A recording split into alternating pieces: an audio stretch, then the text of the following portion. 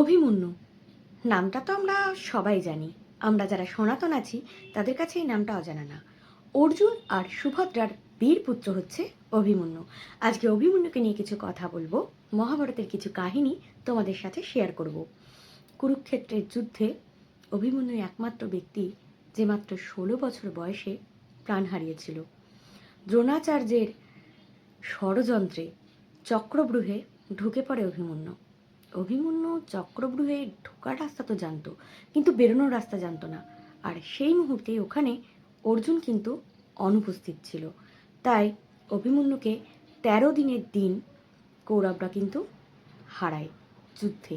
এবং 16 বছর বয়সে, মাত্র 16 বছর বয়সে অর্জুন আর সুভদ্রা পুত্র, সেই বীর তরুণ পুত্র প্রাণ হারায় যুদ্ধে। তো অভিমন্যু প্রাণ হারানোর পর যুধিষ্ঠির কিন্তু খুব ভেঙে পড়েছিলেন।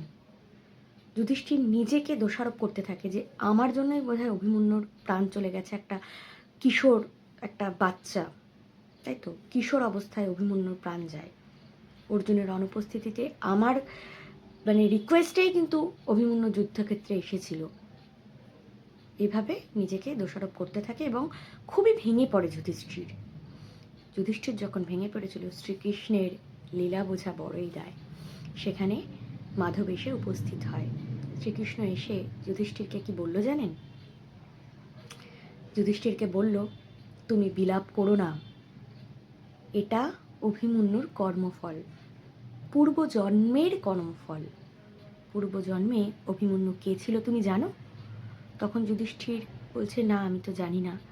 তখন শ্রীকৃষ্ণ তাকে অভিমন্যুর পূর্বজন্মের কথা স্মরণ করিয়ে দেয়। শ্রীকৃষ্ণ বলেন যে অভিমন্যু আর কেউ না, চন্দ্রদেবের পুত্র বর্চার অবতার।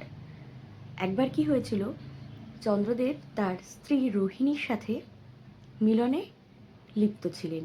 সেই সময় এক মুনি ঋষি, যার নাম গর্গমুনি, তার শিষ্যদের নিয়ে চন্দ্রের আলয়ে উপস্থিত হয়। কিন্তু চন্দ্রদেব তার স্ত্রী রোহিণীর সাথে এতটাই ব্যস্ত ছিলেন, কি বলবো, নিজেদের মধ্যে মিলনে ব্যস্ত ছিলেন, নিজেদের মধ্যে কথাবার্তায় ব্যস্ত ছিলেন, যে তিনি টেরই পেলেন না যে গর্গমুনি এবং তার শিষ্যরা তার দ্বারে উপস্থিত। সে কোনো রকম আতিথেয়তা করল না, কানেই পৌঁছল না তার স্ত্রীর সাথে সে মূল্যবান সময় কাটাচ্ছিল। গর্গমুনি খুব অসম্মানিত হলেন।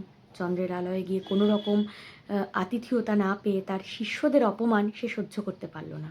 তাই চন্দ্রদেবকে সে অভিশাপ দিল যে তুমি আর স্ত্রীর সাথে মিলনে ব্যস্ত ছিলে, তোমার পুত্র মর্ত্যলোকে গিয়ে এই পাপের শাস্তি ভোগ করবে।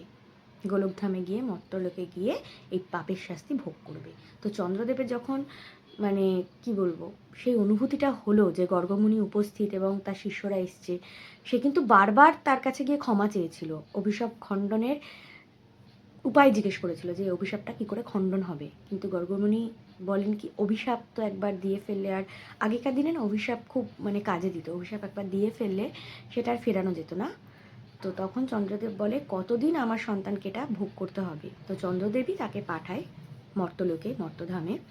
তো তখন গর্গমুনি বলেছিলেন যে মাত্র 16 বছর তোমার পুত্রকে ভোগ করতে হবে মনুষ্য জন্ম, এবং কষ্ট ভোগ করতে হবে, এবং সে হবে বীর পুত্র এবং বীর যোদ্ধা। কুরুক্ষেত্রের যুদ্ধে সে মৃত্যুবরণ করবে।